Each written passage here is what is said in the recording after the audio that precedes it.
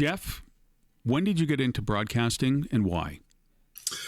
Well, it's actually something I'd always wanted to do as a little boy, listening to Hockey Night in Canada. And in those days, it was probably Bill Hewitt or somebody like that doing Hockey Night in Canada. But I always thought that would be kind of fun. I never really took it very seriously until later on in my 20s.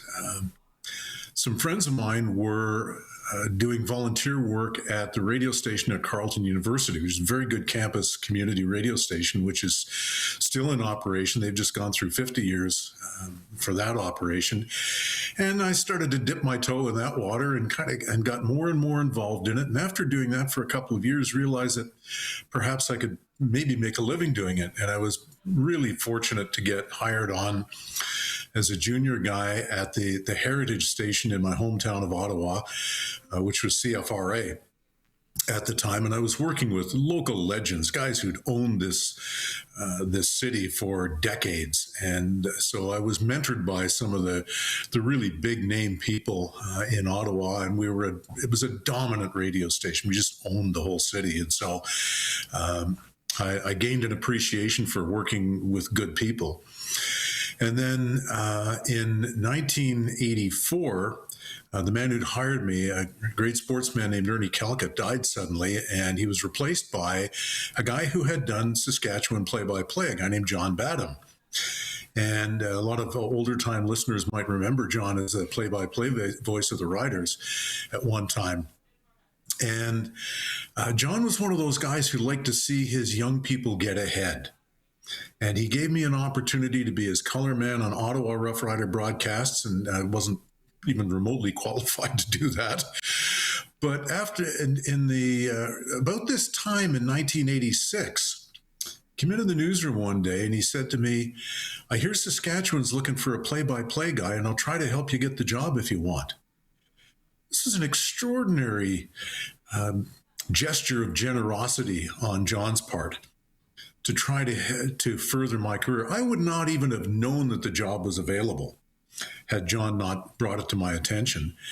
And so we put together a tape, and to condense that story a little bit, John Hushey, the general manager of CKRM, took a chance on me. I was an unproven commodity from Ottawa, moving to Regina.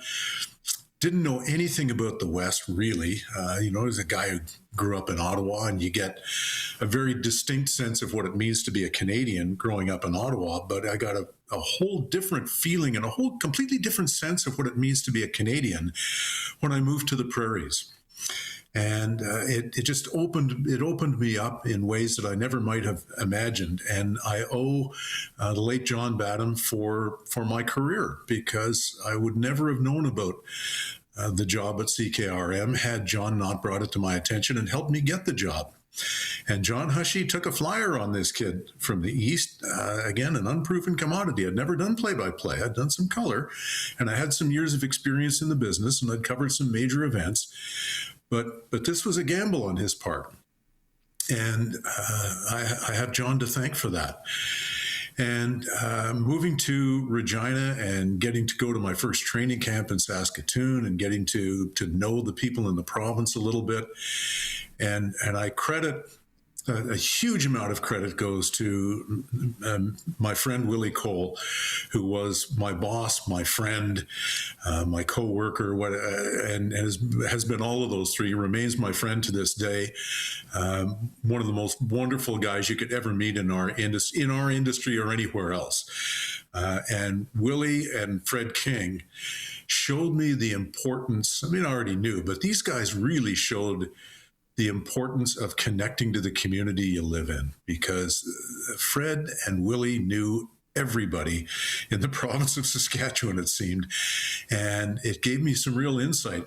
When I first got to Regina in the spring of '86, CKRM was still the number 2 station in Regina.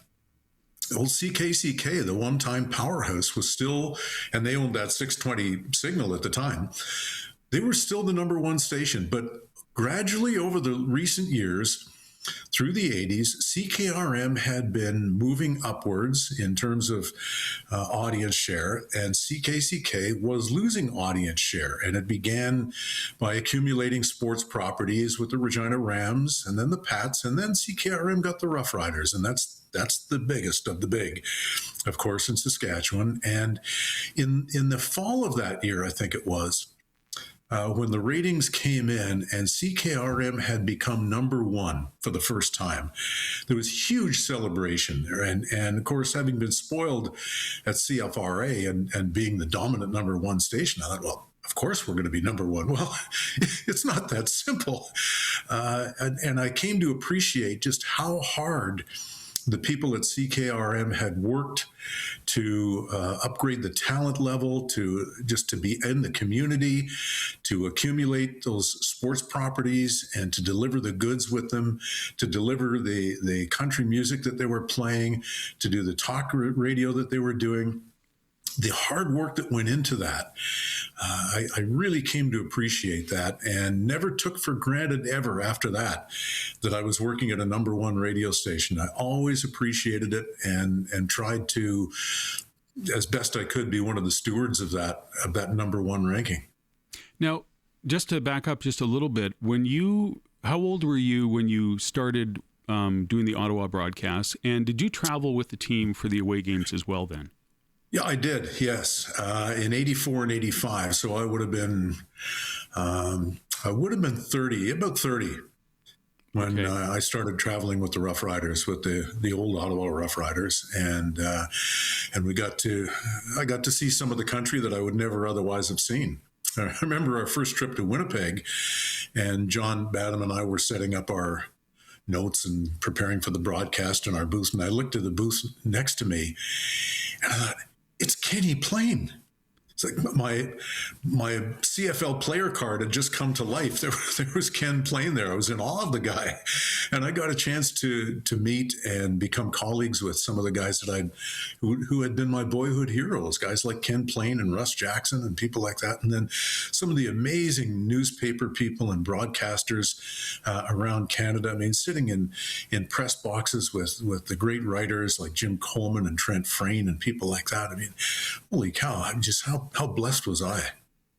You know, you said something just a few moments ago that was very similar to other icons that we're talking to. You left a number one station to go to a number two, and in some cases number three station. Were you aware of that when you arrived, that you were building something? This wasn't already set in stone? I think I became conscious of it after I arrived. I knew a little bit, but not very much about CKRM when I got there. I knew that the job of sports director and play-by-play guy was available, and that we had a 4-man sports department in those days. So, I mean, we were heavily immersed in it. But I became aware fairly quickly of the drive to become number one. It was a very clear message that I received that, yeah, you know what, we're coming for those guys. And we're serious about it, and we intend to be number one. And there was a real ambition about the station at that time. Now, when the Hill family purchased CKRM, then the acquisition of the Riders and the Rider Broadcast Network was established. That really was the tipping point for the radio station when the Riders were acquired. But also, too, as you mentioned, Willie Cole suddenly is on the sideline. Lauren Harrison is hosting the pre- and post-game show. It was a complete station effort. Oh, without question. And when somebody says, well, you know, how were you as a play-by-play guy? I said, I was okay, but the overall quality of our broadcasts really made me very proud, especially the last few years that I was there. I really felt that our broadcasts as a package were as good as anybody's in the CFL. We had Willie and Bob Poley working the sidelines. Bob Hutton was doing work with us. The late Harvey Johnson, a wonderful stats man, was a part of our broadcast. And my friend and partner, Carm Cartieri, was my color guy by my side for many, many years, starting in '89. And it was, as a package, I thought we were as good as anybody in the league. And those guys all worked very hard to make me sound as good as I could be. You also obviously did sports at the station as well, and you got into the fabric of the City of Regina sports scene and provincially as well. Talk about some of those experiences beyond just football. Yeah, I think I came to appreciate curling and curlers much more than I ever had before. I mean, curling is big in the Ottawa area, but it means something altogether different in Saskatchewan. And I had the great privilege of getting to know and befriend many of the wonderful people in that whole environment while I was there. I miss Sandra Schmerler to this day. Became friends with the women on that team, and a great admirer of all of the wonderful curlers in Saskatchewan. So that was a big part of my education in Saskatchewan. We had the World Figure Skating Championship was there one year, and which was a wonderful experience.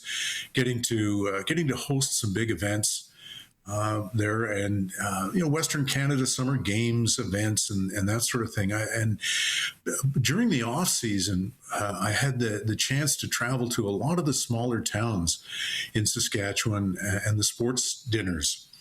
And very often it would be, I remember doing many with the great Sammy Richardson, who was one of the great entertainers as an after-dinner speaker. So I would maybe go out and MC a dinner, and it'd be Sammy or a Tiger Williams or some of the members of the Roughriders, and we'd drive out to the small town together, and you think, oh, gee, we got to drive an hour and a half to get there, and an hour. And as soon as you got there, you had nothing but fun. It was so welcoming and such a privilege to get to know people who were in small town Saskatchewan, who were appreciative of the fact that these sports stars would come out and spend an evening with them. Remember playing with the Rough Rider hockey team when we would go out and do benefit games, playing against some of the local folks as fundraisers, and the amount of fun that we had, and getting to hang with people, and just how welcoming and embracing the Saskatchewan folks were to this kid from the East. It really was one of the great blessings of my life to get to do that. And you, as the others, had the ability and the talent to draw those experiences into the on-air broadcasts. Tried to, yeah. I tried to learn from some of the great sports writers. I always admired the great sports writers, and I mentioned Trent Frayne and Jim Coleman, but Jim Taylor and Cactus Jack Wells here in Winnipeg, and Jack Matheson, and some of the great sports writers. A guy like Steve Brunt, for example, and Cam Cole, and I've named a few of them, and I know I'm going to miss many of them. But what these fellas all understood was that in sports writing, it is the writing that's the most important part. It's the writing. And for example, you could go to dinner with any of those guys and never talk about sports because they were worldly people. And so I thought, the sports is good. And yes, I'm interested in the technique required to throw a good two-seam fastball, but I'm more interested in finding out what it is about a guy like Michael Jordan, who was cut from his high school basketball team, who went on to become the greatest basketball player ever. What is it those people have that maybe the rest of us don't have, or that they were able to tap into that the rest of us haven't tapped into? And so I tried to bring some of those elements to the broadcast, whether or not I was successful. That was kind of the philosophy I took. Now, everybody that's in broadcasting has experiences that they remember. This past season, obviously, the smoke delay game with Calgary stands out with us broadcasting that. What are some of the experiences that you had that were unique, maybe to the time as well, because of equipment and weather and circumstances? Well, yeah, I remember when I was still in Ottawa, and we were doing a game at Taylor Field, and you could see the funnel cloud off in the distance. And, Why not from Ottawa? I'd never seen anything like that. And John Badham, of course, being a Saskatchewan guy, I was panicking. I was ready to pack up and leave. And John said, "Oh, don't worry, everything will be fine." Sort of reassured me about that. So that was one of the early ones. I was in Las Vegas. Carm and I did the game in Las Vegas the day that KC Parks butchered the national anthem. It was funny thing was that we always cut away. I thought, well, the audience doesn't really care if they hear the national anthem on radio. So we would take our last commercial break during the anthem. It's the only time in 12 years of play-by-play that I was sorry that we'd cut away during the anthem, because I didn't know how to describe what I just heard to the audience when I got back. It was unfortunate. And we were up on the roof of this college stadium in Las Vegas, and it was about 100 degrees in the shade, and there's hardly anybody in the place. There were some real adventures on the road during those expansion years into the States. When we were in Shreveport, we were at the stadium the day before the game, checking out the broadcast location and doing our interviews with the Pirates people. And Forrest Gregg was the head coach in Shreveport at the time. And so we called a cab to go to our hotel, and we waited, and we discovered that taxi cabs would not go to the stadium there because they felt it was too dangerous to go to the stadium in Shreveport. So here we are, a couple of hosers from Regina with our suit jackets on, walking down the street, down to the local liquor store to try to get somebody to get us a cab. And there was some guy there who evidently had been to some Shreveport Pirates games, and he said, "Well, where are you all going?" And so we told him our hotel. He says, "Well, come on, I'll give you all a ride." And so we went out and he's got a station wagon full of lawnmowers and rakes and stuff, and he does people's lawns, and he drove us back to our hotel, this guy. Otherwise, we might be there yet, because the cab wasn't coming to the stadium. So there was, and in Baltimore, when this old legendary Memorial Stadium, and you're walking out the tunnel where Johnny Unitas walked out. I mean, this is big stuff. And we were down to do a game with the Baltimore Stallions, Don Matthews' great team. And Ray Yauch was coaching the Roughriders by this time.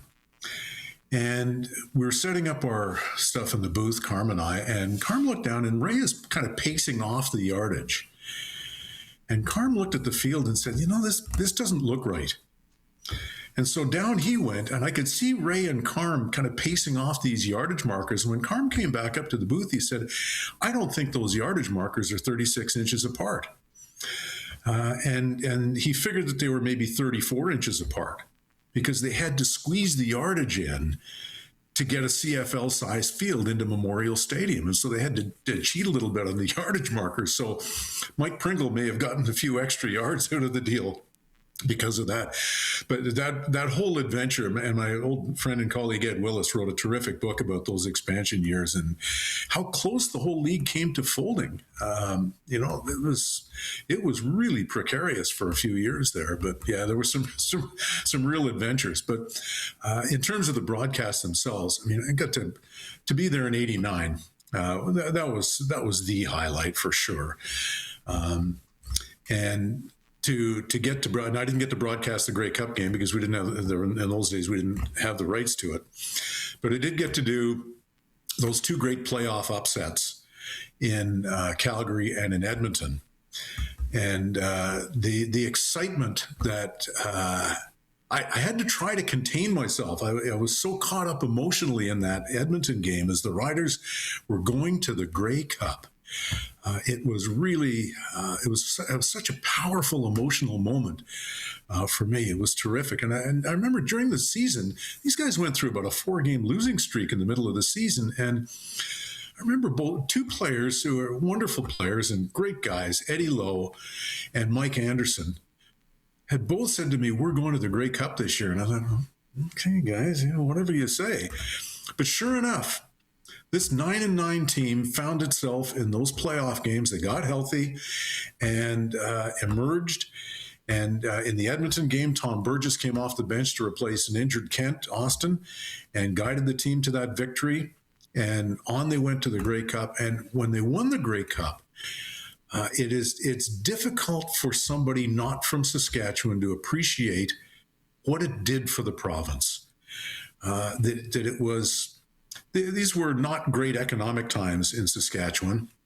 The province was still struggling, still on equalization payments, and now this championship team, the little team that could, did it. And what it did for the province was difficult to describe. It was as if the whole province had been lifted up off the floor and floated around for a while. And it was a wonderful, wonderful time to be there. You know, you mentioned that special relationship, and truly, markets like Saskatchewan, Winnipeg as well, where the team is just part of the DNA of the people there. Mm-hmm. To be from the East, to come and be a part of that just pinnacle moment for the province, how do you communicate to people that are not from this province? It's a difficult thing to explain, just what it means to people, that the children are taken in their onesies to football games with headphones on so they won't damage their ears. If you don't show up, if you don't support the team, it's like they revoke your citizenship. It's a little bit like that it is so important to the people there. It's really a difficult thing to explain. And I've tried to explain it to my family and friends back in the East, and I think they have a sort of an inkling of appreciation. But until I was truly immersed in it, I didn't appreciate it myself. I remember when it was 95 when we were going to host the Grey Cup. And I was one of the skeptics. I thought, I don't know, where are people going to stay? We don't have enough hotel rooms. I mean, this isn't going to work. Of course, I was as wrong as you could possibly be about that, because the 95 Grey Cup in Regina and throughout Saskatchewan was an enormous success. And I remember after the game, it was a terrific football game, and the weather held pretty well for us that day and that week. And it was just everything about the whole festival was just fantastic. And we're coming down the steps towards the end of the game to go down and get our post-game interviews. And the late Jim Hunt, Shaky Hunt, one of the great sports writers who'd been to every Grey Cup since 1948, said to me as we're coming down the steps, "Geoff, this is fantastic. You should be so proud of your city." And I was. It was just, because this is a guy who is in Toronto, where the CFL had lost so much of its importance and so much of its luster. It was a moment of pride for me. I thought, this city, this province pulled this off when some naysayers like me had said, "I'm not sure we can do it." And it was really a wonderful moment that I remember.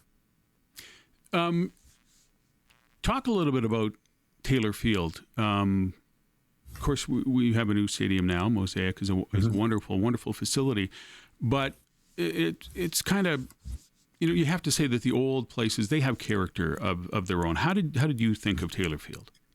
Yeah, I thought of it that way. It's there was nothing glamorous about Taylor Field, that's for sure. But there was nothing glamorous about a lot of the CFL ballparks at that time. There was certainly nothing glamorous about old Ivor Wynne Stadium in Hamilton, and there still isn't to this day. And Lansdowne Park in Ottawa, or Frank Clair Stadium now, or TD Place, whatever they call it now, was not particularly glamorous. But Taylor Field was really a humble facility. But it did have that character. It just kind of felt very much like home to me. It became my home very quickly, and I have to thank the management and coaches of the time, particularly those who came in 87, my second year there, when John Gregory and all those guys came in, and John brought his staff in, and then Al Ford as GM after Bill Baker, and how welcoming they made the environment. But the stadium itself began to feel like home to me very quickly. I felt very comfortable there.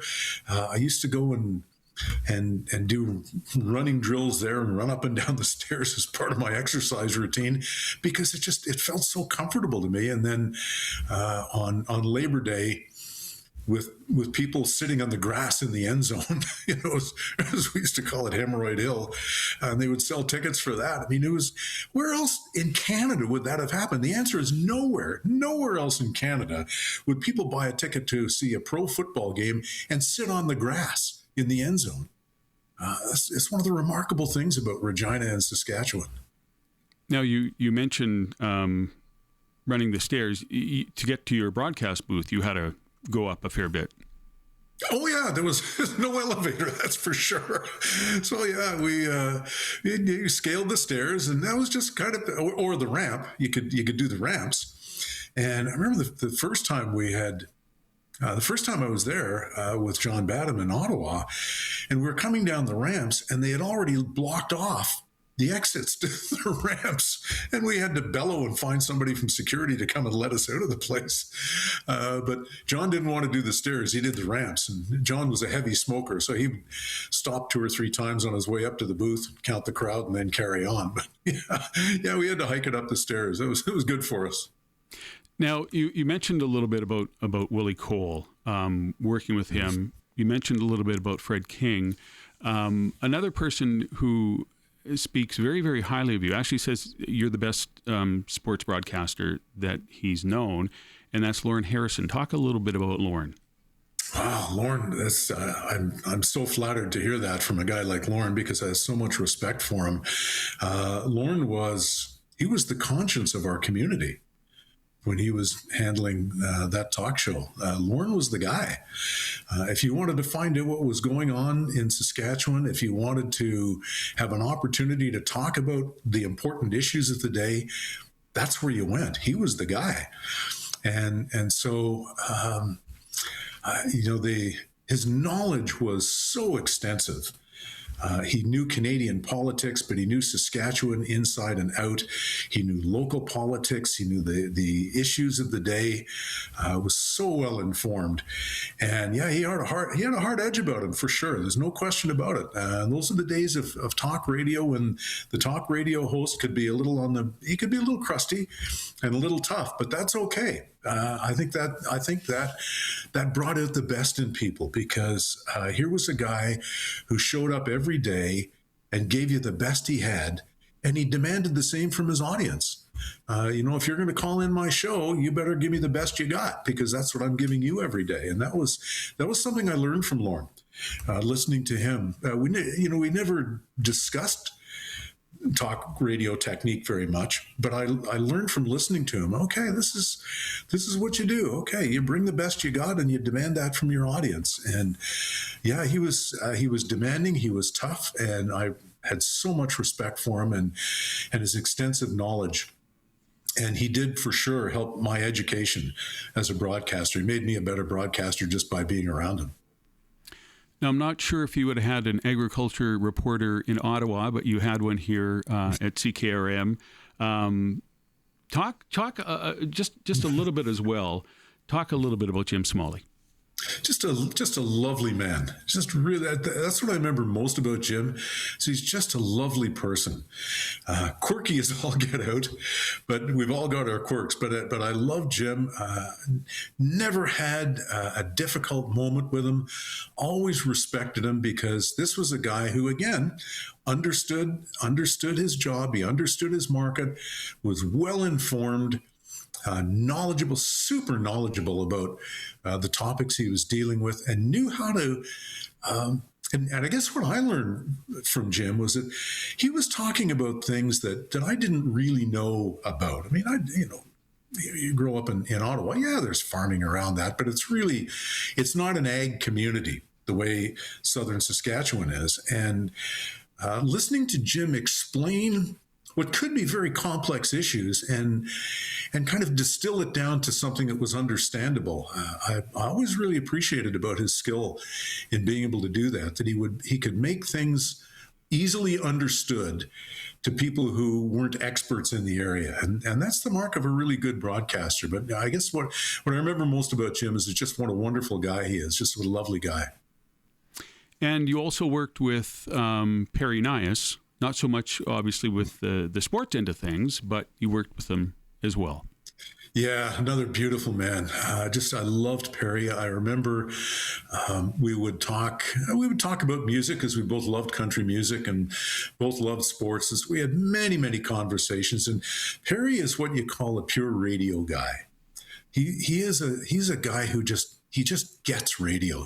He understands communication. He was just a great communicator, and did it with a kind of a grace and a steadfastness and a friendliness that was not contrived at all. The friendly delivery that you heard from Perry on the air, that's who he is. He's a wonderful guy, and that's what I remember most about most of the people that I got to work with in Saskatchewan was just what nice people they were, just down to earth, unpretentious, without guile or huge egos, and.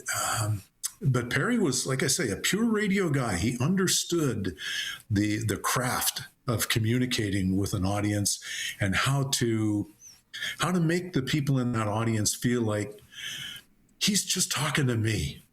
And that's a real gift. And not everybody in broadcasting has it, especially nowadays. That Perry had that gift. He had that ability to connect to people on make it sound like it was a one-on-one conversation. Now, after 12 years, you moved on, and again, moving to a huge heritage station. Yes, terrifying at one time. And it wasn't that I was unhappy in Regina, because I wasn't. But the job had started to had become a little bit less of a challenge. And in our business, I think at least I felt at the time that I wanted to test myself in a larger market and see if I could cut it, if I'd be good enough to cut it in a larger market. And it turns out that the CJOB in Winnipeg at the time, like a monster station, had like a 19 market share. It was like unheard of, right? And they were looking for somebody to host their sports talk show. And Bob Irving, legendary Blue Bomber, play-by-play man and sports director, made it clear that I was not going to come in and take over Bomber games, but that they did have an opening for a sports talk show host. And so I, after some negotiating with them, moved over here in December of '97.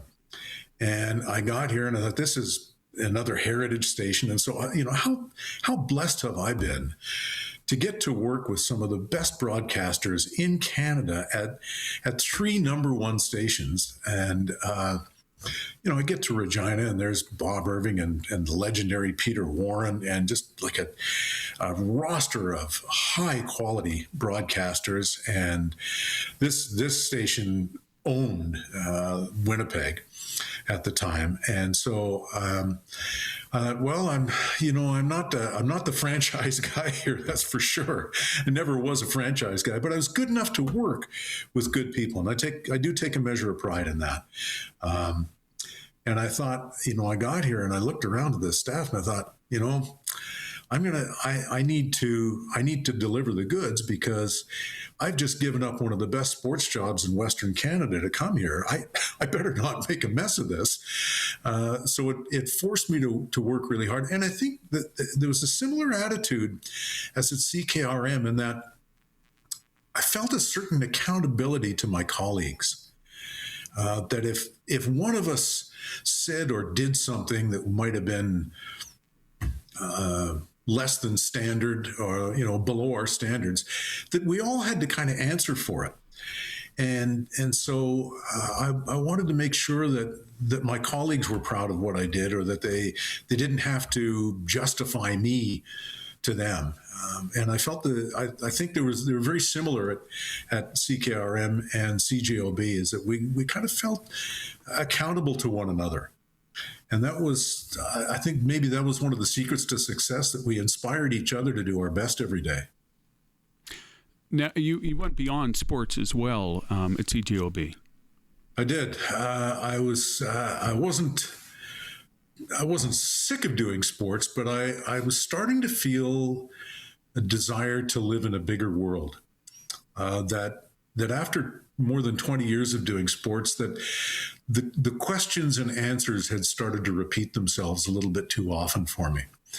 And our news director at the time, Vic Grant, gave me the opportunity to transition into talk radio. And it was not a smooth transition for me. It took me a long time to really kind of get the handle on. Even though I'd been doing sports talk, doing news talk is a bit of a different animal. And it did take me a while to kind of find my footing in that area.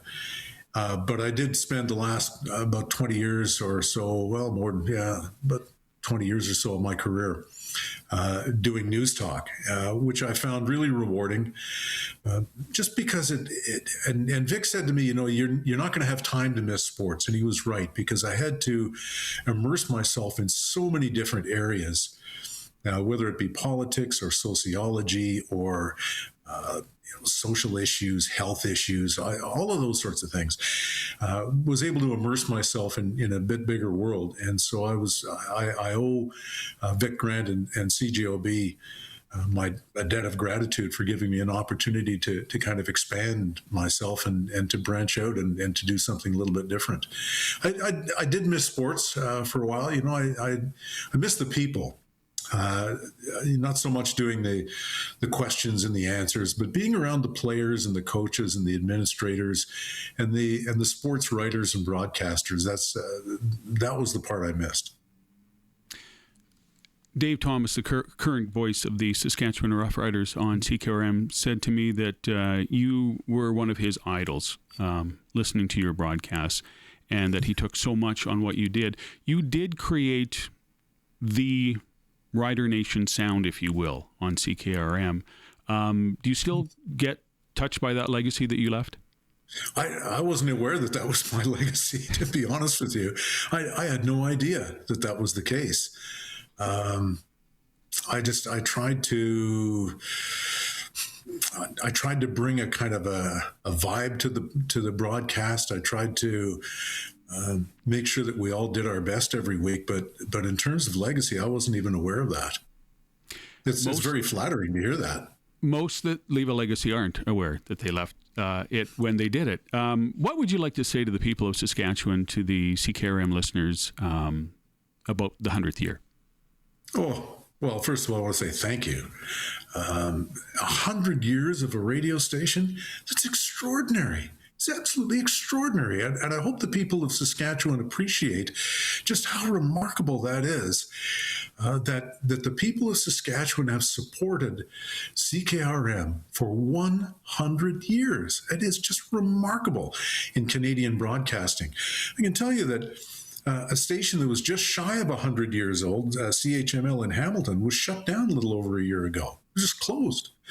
And so for a radio station to endure, to not just endure, but to prosper to the extent that CKRM has for this time, you can't say thank you enough to the people of Saskatchewan for supporting this broadcasting outlet through some very difficult economic times, and the advertisers, the sponsors, have stuck with the radio station, and management has, and Mr. Hill, I have to thank Mr. Hill for the support that they provided for us all of those years. That we always had the support of ownership and management, and that's what it takes. If you're going to last for 100 years, you have to have that support of ownership, and management has to have a vision for what you want to accomplish. And our sales team was always first rate at making sure it stayed in touch with our sponsors, and our sponsors were well represented on the air.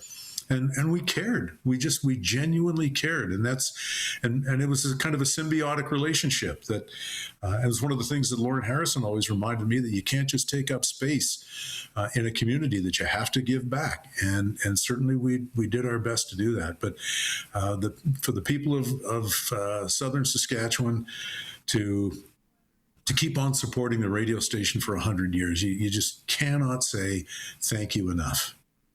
Geoff Currier, thanks for doing this with us. Oh, it's my pleasure. It's great to chat.